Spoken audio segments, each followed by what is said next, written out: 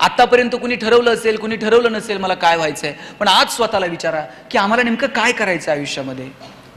7वीत असताना वाटतं PSI व्हावं, 9वी 10वीत गेल्यावर वाटतं कलेक्टर व्हावं, 11वी 12वीत गेल्यावर वाटतं आणखी वेगळं काहीतरी करावं, कॉलेजला आल्यानंतर वाटतं वेगळंच करावं. चला, बदलू शकतं काळ आणि वेळेनुसार, पण किमान तुमच्या मनात एकदा तरी तो विचार चमकून जाऊ देत की यस, मला हे करायचंय म्हणून.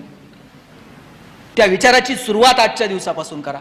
स्वतःची एक डायरी घ्या, त्या डायरीमध्ये स्वतःची स्वप्न लिहायला सुरुवात करा. त्या डायरीमध्ये स्वतःला सांगा की मला नेमकं काय करायचंय. जोपर्यंत तुम्ही स्वतःला सांगत नाही मला काय करायचंय, कसं तुम्ही तिथपर्यंत पोहोचणार आहात. तुम्ही स्वतःला सांगा की तुम्हाला नेमकं काय करायचं. लक्षात ठेवा, तुमच्या सगळ्यांमध्ये काहीतरी वेगळा गुण आहे.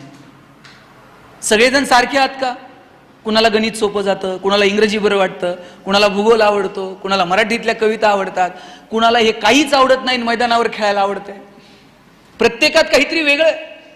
आपल्यामध्ये काय वेगळेपण आहे ते तुम्हाला ओळखता आलं पाहिजे. काल मी पंढरपूरला गेलो होतो कार्तिकी निमित्त.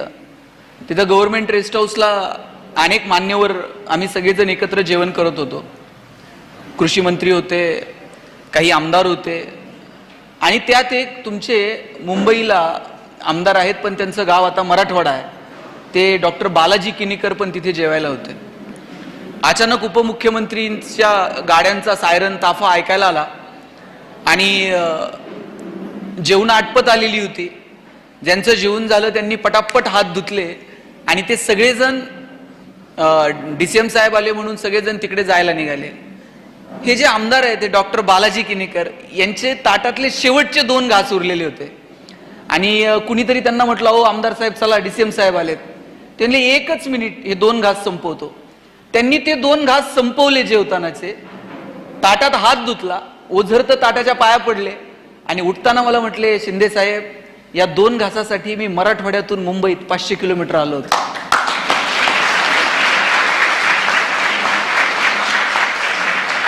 ते 2 शब्द ते बोलले आणि ते कालपासून आज प्रवासापर्यंत मी ते विसरू शकलो नाही की एक माणूस शेवटचे ते 2 घास संपवतो, ताटात एकही घास उष्टा टाकत नाही, ओझरत उठता उठता ताटाच्या पाया पडतो आणि म्हणतो, या 2 घासांसाठी आम्ही मराठवाडा सोडून 500 किलोमीटर मुंबईला आलो.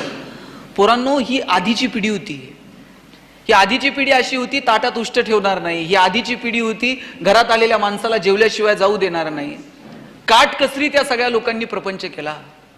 आता वडिलांना 500 रुपये पॉकेट मनी आपण सहज मागतो आणि वडिलांनाही वाटत असतं की अरे अच्छा, आम्हाला नाही मिळालं, चला आमच्या पोरांना ते मिळायला हवं.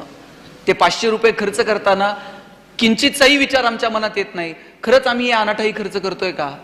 खरंच हे खर्च करताना याची आम्हाला गरज आहे का? मी म्हणत नाही तुम्ही कंजूस सारखं वागा, पैसे खर्च करू नका, पण कुठे पैसे खर्च करायचे, कुठे वाचवायचे, काय जपायचं, काय टिकवायचं, मला वाटतं याचं थोडंसं तारतम्य जर मागे डोकावून आपल्याला घेता आलं ना, तर आपलं भविष्य सुंदर असू शकेल. तुम्ही जुनी माणसं बघा आपल्या घरातली, पाण्याचा अर्धा ग्लास पिली आणि अर्धा ग्लास जर उरला तर असं रस्त्यावरती फेकत नव्हते. दारातल्या एखाद्या कुंडीला ओतायचे, कुठल्या तरी एखाद्या झाडाच्या बुडाशी ते पाणी घालायचे. पाण्याचा अर्धा ग्लास सुद्धा वायाला जाऊ नये, ही आपल्या आधीच्या पिढीची मानसिकता होती. अहो एवढंच काय साहेब, घरात जर पाहुणे आले आणि पाहुणा जर जायला निघाला 2 दिवस मुक्काम करून, सगळं घर त्याला वाटं लावायला जायचं. आणि एसटीला वाटं लावायला जर घरातली माणसं गेली आणि पाहुण्यानं बेल पडल्यानंतर गाडी पुढे गेली आणि पाहुण्यानं नुसता असा खिडकीतनं हात केला ना, तरी सोडवायला आलेल्या माणसांचे डोळे पाणवत होते. इतकी माणसं भावनाशील होती, इतकी माणसं म्हणजे त्यांच्यामध्ये त्या भावना होत्या. आता मी बघतो अंत्यविधीला जरी लोक गेली ना, तिकडे प्रेत जळत असते, इकडे लोक मोबाईलमध्ये खेळत असतात. आपल्यातल्या भावना आपल्याला जिवंत ठेवाव्या लागतील. तुम्ही डॉक्टर व्हाल, तुम्ही इंजिनियर व्हाल, तुम्ही पैसे कमवाल, तुम्ही उद्योग व्यवसायात याल, पण आपल्यातला माणूस पण जिवंत आहे का? आपल्यातला माणूस जगतोय का? मला वाटतं या गोष्टींचा विचार करण्याची मित्रांनो ही वेळ आहे. काल मी पेपरला वाचत होतो, राजस्थानमध्ये बॉन्डवरती मागच्या 2 वर्षामध्ये 500 मुलींची विक्री झाली. भारताला स्वातंत्र्य मिळाल्यानंतर 75 वर्षांनी एखाद्या राज्यामध्ये 400-500 मुली अशा बॉन्ड करून विकल्या जाऊ शकतात. आम्ही माणूस म्हणून आहोत का? तुम्ही एलॉन मस्क नाव ऐकलंय? ट्विटर विकत घेतलं. काल परवापासून तर एकदम मीडिया पे वो छा गए. ट्विटरमधून एवढ्यांची नोकरी जाणार, एवढ्यांना हे होणार, कंटिन्यू मीडियावरती एलॉन मस्क आहे. पण मी एलॉन मस्कचं एक भाषण ऐकत होतो. त्याच्या भाषणातले किती मुद्दे काय पुढे होतील, खरे ठरतील मला माहित नाही. पण एलॉन मस्कचं भाषण ऐकल्यानंतर मला ते शेअर करावं असं वाटलं तुमच्यासोबत. तो त्याच्या भाषणामध्ये असं सांगत होता, 2050 पर्यंत आम्ही आमच्या देशामधून विमानाचे प्रवास बंद करू आणि आम्ही रॉकेटनं प्रवास करू. रॉकेट लॉन्च करता येतं. एलॉन मस्क सांगत होता आम्ही ते लँड करू आणि इथून जर अमेरिकेत जायचं असेल तर 5 मिनिटात तुम्ही अमेरिकेला जाल, आम्ही रॉकेटचे प्रवास सुरू करू. तो सांगत होता 2050 पर्यंत आम्ही असे रस्ते तयार करू, त्या रस्त्यांवरून गाड्या धावतील आणि त्या गाडीची बॅटरी आपोआप चार्ज होईल. तिला कुठं पेट्रोल पंपावर घेऊन जायचं नाही, कुठं डिझेल टाकायचं नाही, कुठं प्लग लावायचं नाही. तो त्याच्या भाषणामध्ये सांगत होता आम्ही अशी घरं तयार करत आहोत, त्या घरांच्या भिंती सोलर पॅनलच्या असतील. ते घर स्वतःची एनर्जी स्वतः करेल. त्या घराला एनर्जीसाठी कुणावरती अवलंबून राहावं लागणार नाही. चला ते आणि याच्यावरती संशोधन अंतिम टप्प्यात आहेत. चला ते काय होईल ते भविष्यात कळेलच. पण तुम्ही एक विचार करा, त्या देशातले तरुण किमान हा विचार तर करतायत की 2050 पर्यंत आम्ही आमच्या देशाला इथे घेऊन जाऊ. आम्ही काय विचार करतोय? आमच्या डोक्यात अजूनही चाललंय आकडा कसा टाकायचा. आम्ही का बदलणार नाही? का आम्ही वेगवेगळा विचार करू शकत नाही? तुमचं शिक्षण हे केवळ तुमच्या उदरनिर्वाहाचं साधन नाहीये. रस्त्यावरची जनावरं सुद्धा उपाशी मरत नाहीत पोरांना. आपण तर माणसं आहोत. शिक्षण म्हणजे फक्त पोट भरण्याची विद्या इथपर्यंत नाहीये. शिक्षणातून आमचं जगणं समृद्ध होणार आहे का? आमचं जीवन सुंदर होणार आहे का? आमचं शिक्षण हे समाजाभिमुख आहे का? आमच्या शिक्षणाचा समाजाला काही उपयोग आहे का? मला वाटतं हे प्रश्न आपण कधीतरी स्वतःला विचारायला नको. तुम्ही डॉक्टर व्हाल हो, पण तुम्हाला समाजाची नाडी कळते का? तुम्ही इंजिनियर व्हाल, पण तुम्ही समाज अभियंते होऊ शकाल का? साहेब कितीतरी सिव्हिल इंजिनियर आहेत, त्यांना कळतं ठाण्यात किती रुपयानं प्लॉट घ्यायचा, किती FSI, किती TDR, किती रुपयानं फ्लॅट विकायचा, किती पैसे मिळवायचे.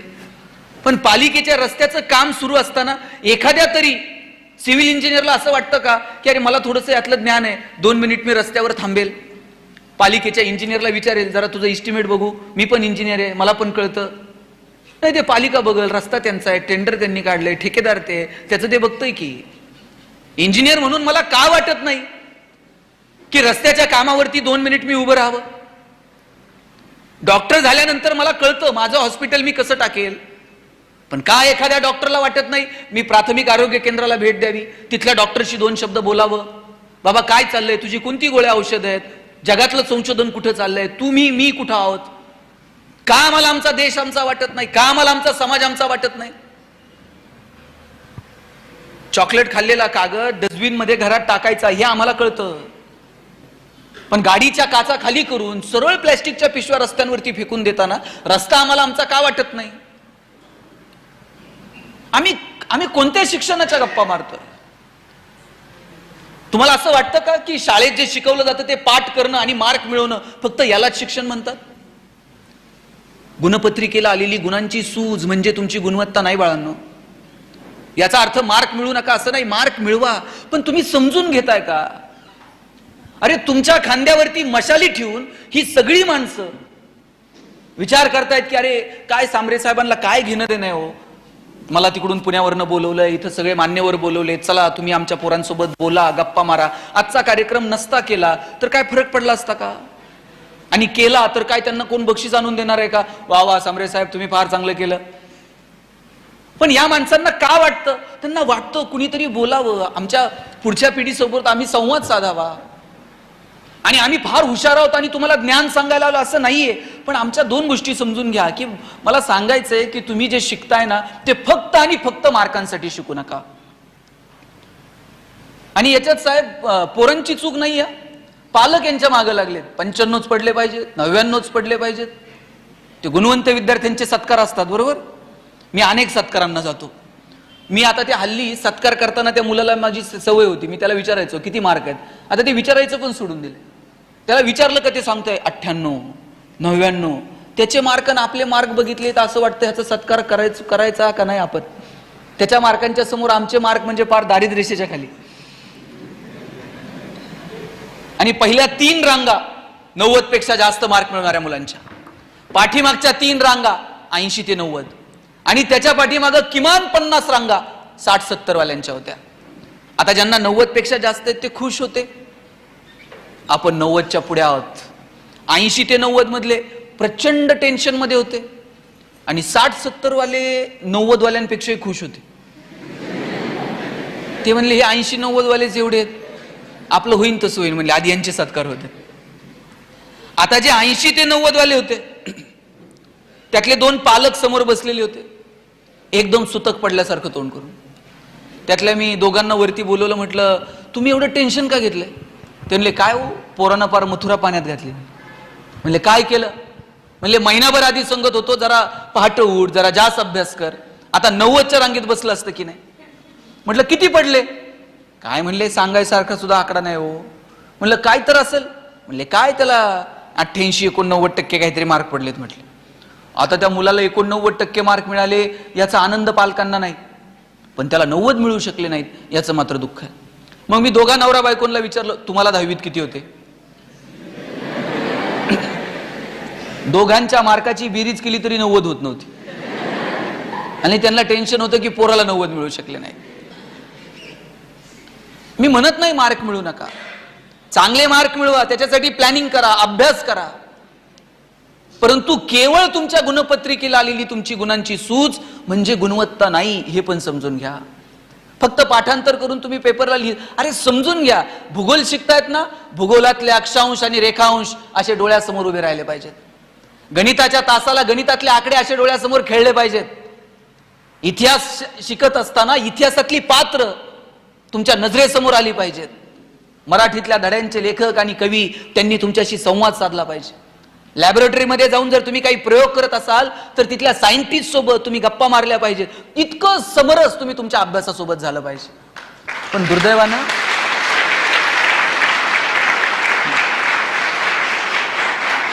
पोरं बिचारी सकाळी डोळे चोळत चोळत उठतात.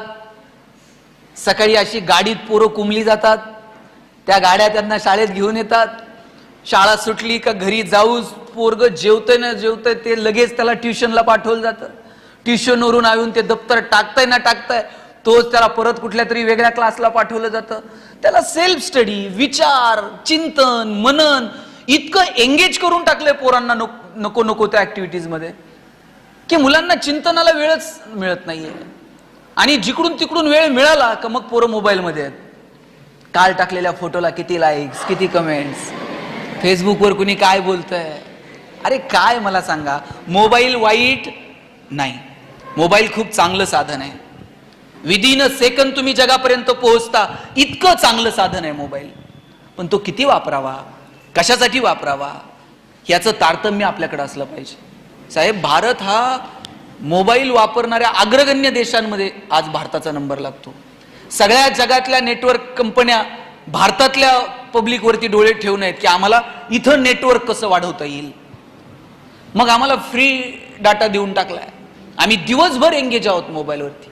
आमच्या तरुण पोरांची मोठी कार्यक्षमता ही मोबाईलवरती वाया जाते. मोबाईल वापरा, तो जवळ असू द्या, पण चांगल्या कामासाठी, योग्य कामासाठी आपल्याला वापरता येईल का. तासन तास सर्फिंग. बरं, त्या सर्फिंग मधनं काय शिकलात. काय तुम्ही सायंटिस्ट कुणाची भाषणं ऐकलीत, काही नवीन संशोधनं बघितलीत, काय कुठे आहोत आपण. हे फेसबुक, व्हॉट्सॲप याच्यावरचे मित्र मैत्रिणी, लाईक्स, कमेंट 5-10 मिनिटासाठी ठीक आहे, पण तासन तास जर आपण त्या आभासी जगात वावरणार असू तर आपण वास्तविकतेपासून फार दूर आहोत. हे आपण समजून घेतलं पाहिजे. तुम्ही मुलांकडे बघा. आणि पोरांचं नाही हो, बापाला वाटतंय मला नव्हता, पोराला घेऊन देते ते मोबाईल. 2-2, 2.5 वर्षाच्या पोरांच्या हातात मोबाईल दिले, आणि बाप असलं कौतुकानं सांगताय ना चौकात, मला कळत नाही ते त्याला कळतंय म्हणते मोबाईल मध्ये. एरवी पोरापोरींच्या मोबाईलला पासवर्ड नव्हता, लॉक नव्हतं, पण कॉलेजला जायला लागल्याबरोबर पोरांच्या मोबाईलला पासवर्ड आलाय. आता तर अंगठा लावल्याशिवाय तर ते ओपनच होत नाही. एरवी पोरांचा मोबाईल कुठेही पडलेला असायचा, पण अचानक काही दिवसांपासून तासनतास पोरांच्या हातात मोबाईल असतो. चार्जिंगला लावला तरी ते खुर्ची शेजारी टाकून बसताय. बाथरूम मध्ये जातानाही ते हातात मोबाईल घेऊन जात आहे. झोपतानाही त्याला वाटतंय मोबाईल उशाला पाहिजे. आई बापाला कळायला नको आता आपल्या मुला मुलींसोबत आपल्याला बोलायची वेळ आली आहे म्हणून. पोरं जर आई वडिलांशी कमी बोलत असतील आणि मोबाईलवरती जास्त बोलत असतील तर आम्ही कुठे कमी पडतोय का? मला वाटतं हाही प्रश्न आम्ही एकमेकांना विचारला पाहिजे. सगळंच तरुणांचं चुकतं असं नाही, आम्ही पण गाफील आहोत. आमचा गाफीलपणा या सगळ्या गोष्टींना कारणीभूत आहे का, याचा विचार आम्ही कधीतरी करायला हवा. आणि इथं बसलेल्या सगळ्या तरुण तरुणींना माझं सांगणं आहे, जर कुणी असं म्हणत असेल तरुणाई बिघडलीये, पारस बावळट आहेत, त्यांना अक्कलच नाही, अजिबात तसं नाहीये. पोरं खूप हुशार आहेत, त्यांच्यामध्ये प्रचंड ताकद आहे, प्रचंड एनर्जी आहे. पण या पोरांची एनर्जी कशी वापरायची याचं प्लॅनिंग स्टेजवर बसलेल्या माणसांना करावं लागेल. एनर्जी कॉन्झर्वेशनचा नियम आहे. एनर्जी कधी क्रिएट होते का? सायन्सची पोरं आहेत की नाही?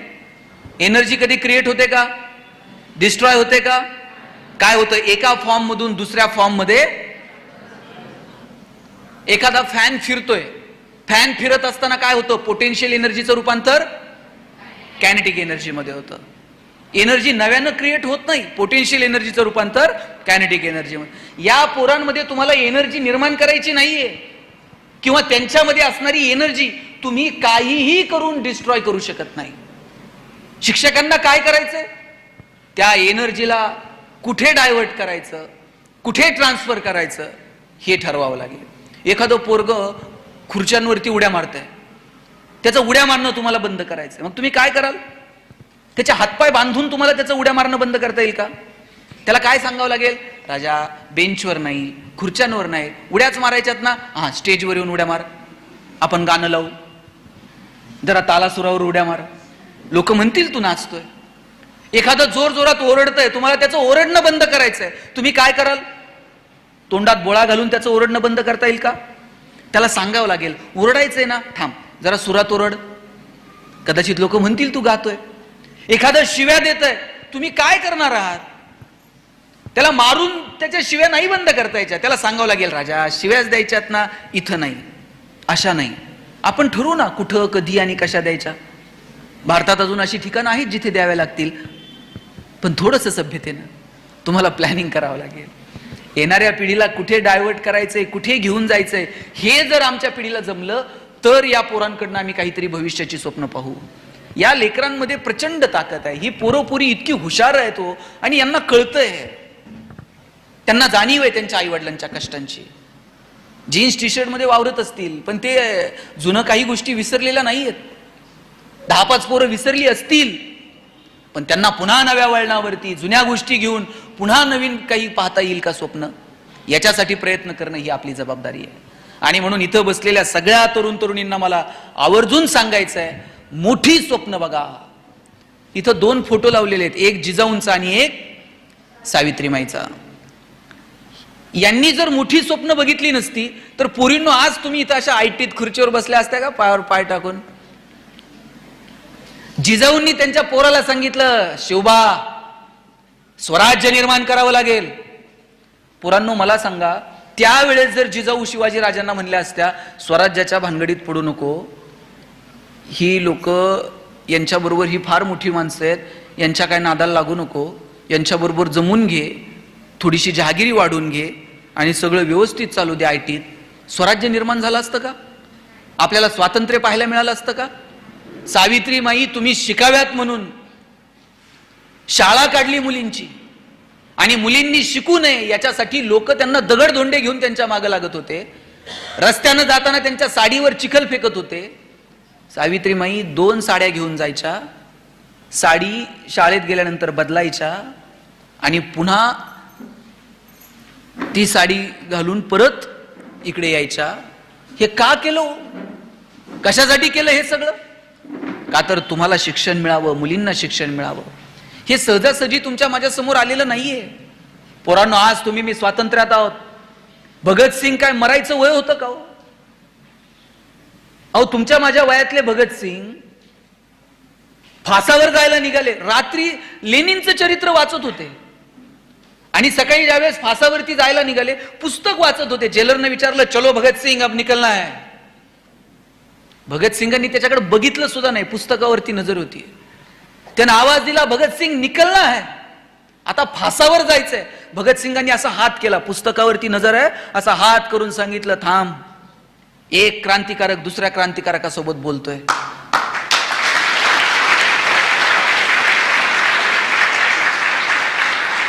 पुस्तक वाचून संपवलं, खाली ठेवलं आणि हसत हसत भगतसिंग फासावरती जायला निघाले. काय म्हणायचं, कोणती परीक्षा द्यायची होती भगत सिंगांना, कोणत्या पेपरला एक्झामला चालले होते, आता मरायचंय.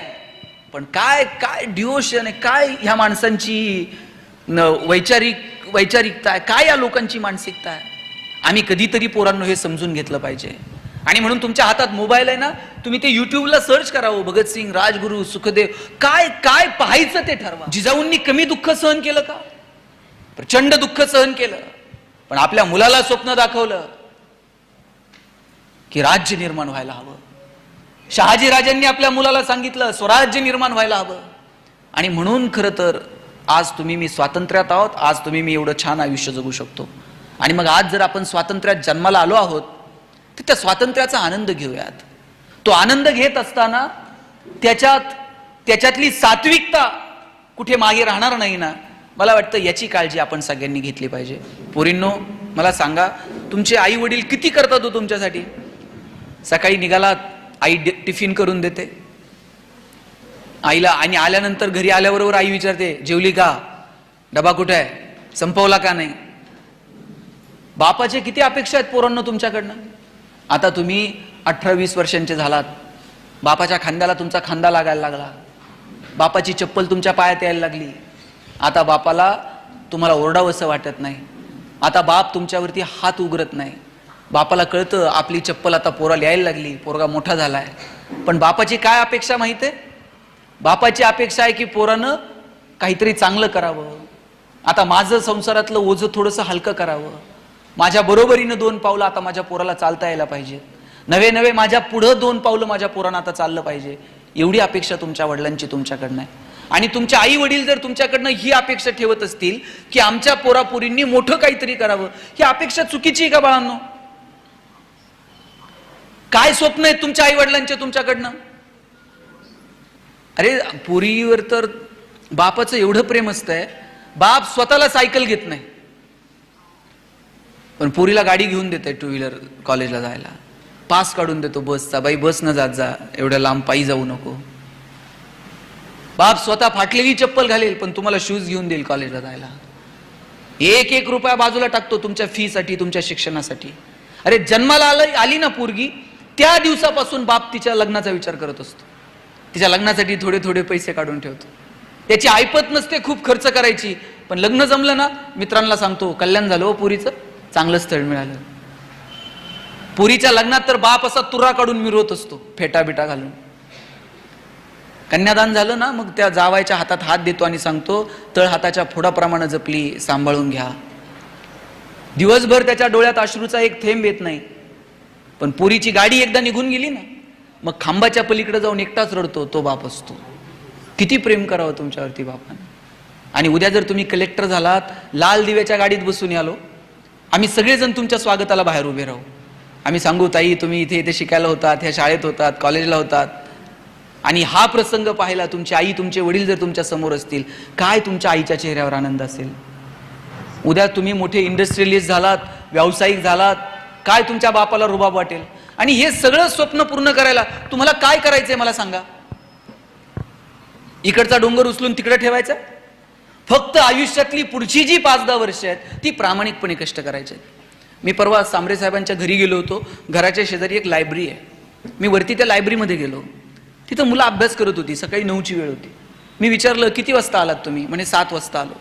किती वेळ अभ्यास करता? म्हणे करतो संध्याकाळी 6-7 वाजेपर्यंत आम्ही ते थांबतो, मधली जेवणाची वगैरे सुट्टीत थोडंसं जाऊन येतो. मग मी परेशजींना विचारलं, ह्या लायब्ररीचं काय आहे, रिझल्ट काय आहेत? ते मला सांगत होते की आमचा एक मुलगा आत्ता IPS झाला. तमिळनाडूला मला वाटतं माने नावाचा मुलगा, स्वप्नील माने, तमिळनाडूला त्याला आता पोस्टिंग मिळालंय. मी म्हणतो सांबरे साहेबांनी एखादी लायब्ररी सुरू करणं आणि त्यातून एक मुलगा IPS होणं याच्यापेक्षा काय अपेक्षित असतं आणखी.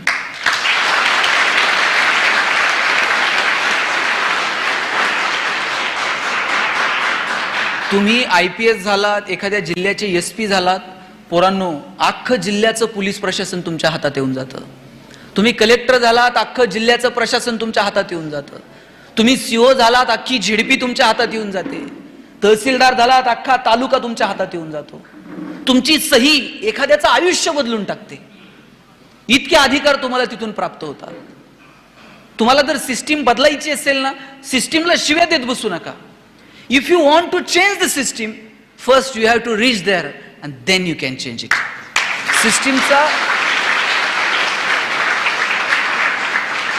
तुम्ही सिस्टीमचा भाग बना आणि त्याच्यासाठी मनापासून अभ्यास करा.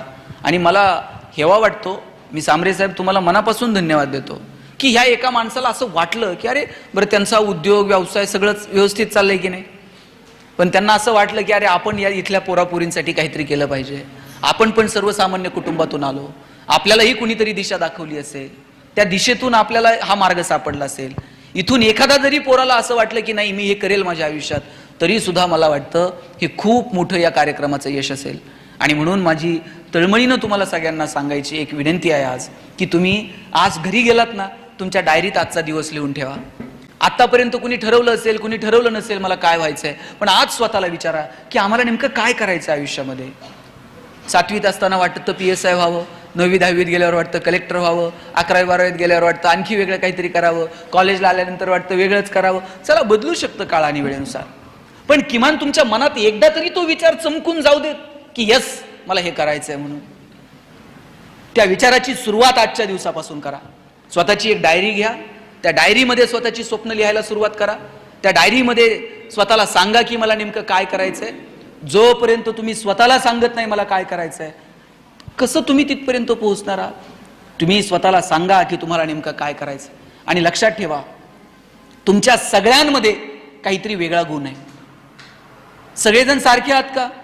कुणाला गणित सोपं जातं, कुणाला इंग्रजी बरं वाटतं, कुणाला भूगोल आवडतो, कुणाला मराठीतल्या कविता आवडतात, कुणाला हे काहीच आवडत नाही, मैदानावर खेळायला आवडतंय. प्रत्येकात काहीतरी वेगळं. आपल्यामध्ये काय वेगळेपण आहे ते तुम्हाला ओळखता आलं पाहिजे. एक सॉर्ट अनालिसिस नावाचा कन्सेप्ट आहे. S for strength, W for weakness, O for opportunity and T for threats. तुमच्यातल्या स्ट्रेंथ विकनेस तुम्हाला ओळखता आल्या पाहिजेत. मला एक सांगा, सचिन तेंडुलकर सारखा षटकार ऐश्वर्या रायला मारता येईल का? ऐश्वर्या राय सारखा ठुमका लता दिदींना देता आला असता का? लता दिदींसारखं गाणं अशोक सराफला म्हणता येईल का? अशोक सराफ सारखा अभिनय तुम्हाला मला करता येईल का? प्रत्येकात काहीतरी वेगळं आहे. तुम्ही जर मला म्हटले भाषण करा, मी 2 तास बोलेल. पण तुम्ही जर मला म्हटलं एवढ्या लांबून आलाय नगरवरून, जाता जाता आमच्याकडे एखादी कुस्ती करून जा, आपल्याच्यानं जमणार नाही. जगात प्रत्येकात काहीतरी वेगळं आहे. फक्त ते वेगळे पण तुम्हाला ओळखता आलं पाहिजे. ज्या दिवशी तुम्हाला तुमच्यातलं वेगळे पण ओळखता येईल, त्या दिवशी जगणं सुंदर होऊन जाईल. मी कॉलेजला गेलो, मी MBA ला ऍडमिशन घेतलं DY पाटीलला. आणि माझ्या सरांनी मला विचारलं, गणेश तुला MBA कशात करायचं? मी म्हटलं मला ह्युमन रिसोर्स मॅनेजमेंटमध्ये MBA करायचं. वर्गात सगळ्यांना विचारायचे. आमच्या वर्गात एक बोबडं बोलणारं पोरग होतं. त्याला विचारलं तुला MBA कशात करायचंय रे? तो म्हटला सर मला मार्केटिंग मध्ये MBA करायचंय. म्हटलं त्याला र बोलता यायचं नाही. सर म्हटले तुला नीट र बोलता आहे ना, तू मार्केटिंग मध्ये काय MBA करणार? तुझं बॅकग्राऊंड कॉमर्स आहे, तू फायनान्स मध्ये MBA कर. पोरग वर्गात उठून उभं राहिला, म्हणला सर कलनाल तर मार्केटिंग मध्ये MBA कलनाल नाही तर शिकणार नाही. म्हटलं सर म्हटले तुला काय करायचे ते कर, आपण परीक्षा घेऊ, कुणामध्ये मार्केटिंगचं टॅलेंट आहे ते शोधू, त्यानं मार्केटिंग मध्ये MBA करावं. म्हटलं काय परीक्षा आहे? ते म्हटले आम्हाला सगळ्यांना 100 रामायणाच्या प्रती दिल्या आणि सांगितलं या रामायणाच्या प्रती बाजारात जाऊन विकून यायच्या. ज्याच्या सगळ्यात जास्त प्रती विकल्या जातील आपण समजूयात याच्यामध्ये मार्केटिंगचं टॅलेंट आहे, त्यानं मार्केटिंग मध्ये MBA करावं. आम्हाला वाटलं आम्ही बोलणारी पोरं आहोत. 100 रामायणाच्या प्रती तर परेशजींना म्हणलं चला एवढी घेऊन टाका तुमच्या संस्थेला. 100 प्रती विकायला काय लागतंय म्हटलं, आशा विकून येऊ बाजारात जाऊन. 8 दिवस बाजारात फिरलो, 9व्या दिवशी वर्गात आलो. सरांनी विचारलं, गणेश 100 पैकी किती प्रती गेल्या? म्हणलं 4. राहुल 8, संतोष 10. मार्क मिळवणारी पोरं पण 20 पेक्षा जास्त प्रती कुणाच्याच गेल्या नाही. बोबडं बोलणारं पोरग मागच्या वाकावर बसायचं. त्याला विचारलं, तुझ्या किती गेल्या रे? म्हणला, असल 100च्या 100 प्रती विकून आलो. म्हटला,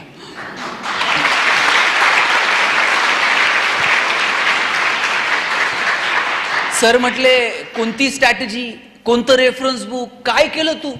म्हणला, काहीच नाही, मी लोकांच्या दालात द्यायचो, बेल दाबायचो, लोक बाहेर यायची, लोक बाहेर आली की समोर लामायण ठेवायचो आणि सांगायचं, हे लामायण इकत घेता का वाचून दाखवू?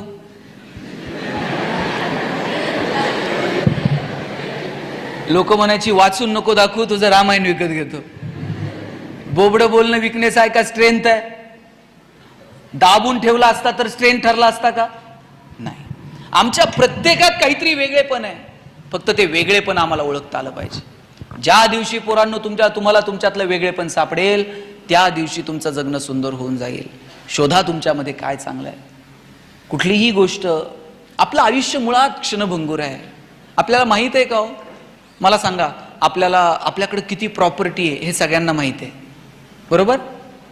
पण आपल्याकडे किती वेळ शिल्लक आहे हे कुणाला माहित आहे का?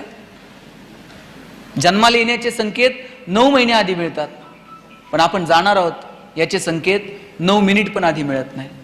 आपल्याला जर 9 महिने आधी पत्र आलं, हां तुमचं आटपलंय, आता हिशोब करून घ्या, काय अवस्था होईल माणसाची? पण नाही, ते संकेत मिळत नाहीत. 130-135 कोटी लोकसंख्या आहे भारताची. हजारो लोक रोज जन्माला येतात आणि मरतात, त्यांच्या नावाची नोंद सुद्धा इतिहास ठेवत नाही. आपल्यालाही त्यांच्याचपैकी एक व्हायचंय का? आले गेले काही नाही, कोणाला घेणं देणं. आपल्याला जर वाटत असेल की इतिहासानं आपल्या येण्याची आणि जाण्याची नोंद ठेवावी, तर तसं कर्तृत्व आपल्याला करावं लागेल. आणि त्यासाठी फक्त स्वतःसाठी जगून चालत नाही, आपल्याला थोडंसं इतरांसाठी जगता येईल का? मी म्हणत नाही तुमचं सगळं सोडा आणि इतरांसाठीच काम करत बसा, पण तुमच्या दारात जर पोरांनो बाग फुलून आली ना, त्यातली 2 फुलं इतरांना द्या. तुमचे सूर जुळून आले, 2 गाणी इतरांसाठी गा. तुमच्या दारात आभाळ भरून आलं, उंजळभर पाणी इतरांना द्या. आणि तुमची उंची जर आभाळाला टेकली तर अशाच मानावर करून बघू नका, थोडंसं खाली झुका. आणि जी माणसं मातीत मिसळतात, त्या मातीत मिसळणाऱ्या माणसांना थोडं तरी वरती उचलून घेता येईल का? मला वाटतं याच्यासाठी प्रयत्न करा. तुमचे आईवडील तुमच्यासाठी टाळ्या वाजवतील, इतके मोठे व्हा. तुम्ही म्हणाल, मोठे होण्याची काय व्याख्या आहे? किती मोठं व्हायचं? किती मोठं झालं तर आमच्या पुढं कोणतर असणारच आहे. आम्ही पहिले कधी येणार आहोत? तुम्ही पहिले कधी याल माहित आहे? जगाच्या स्पर्धेत मला माहित नाही तुम्ही किती वेळ याल, पण तुमच्या आई वडिलांच्या नजरेत तुम्ही हिरो झालात ना, समजायचं आपण पहिले आलो जगात.